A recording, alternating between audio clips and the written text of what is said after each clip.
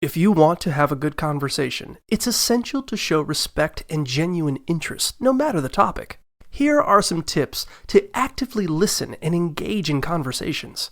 Turn your body towards the person you're talking to. Keep an open posture and maintain eye contact. Lean in slightly to show attentiveness, but ensure you respect their personal space.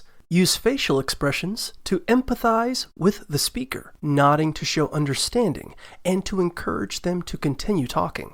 Avoid interrupting and let the person fully explain their thoughts. Repeat what the person said or reframe it in a different way to show you're listening and understanding what they're telling you. Ask open-ended questions to dig deeper into the topic. Stay expressive and match your voice tone with the conversation. Give your full attention by avoiding distractions like phones or watches. Try not to judge or let personal biases interfere with listening. Just focus on what the person is saying to build a deeper connection and have more meaningful conversation.